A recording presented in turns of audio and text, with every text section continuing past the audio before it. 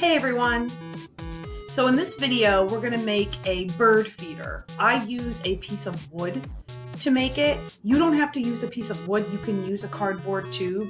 I didn't have any cardboard tubes available to me at the time, but we happen to have wood in the basement. I didn't mention this in the video, but you need to have a hole on top of your cardboard tube or your wood to put string through so you can hang it up. In this video, I didn't use bird seed, and because of that, I noticed that I really didn't get any birds eating from my bird feeder, but I did get squirrels eating from it. The squirrels loved it. But if you want more birds to enjoy the feeder, you should use bird seed on it if you can. Enjoy the video, my friends.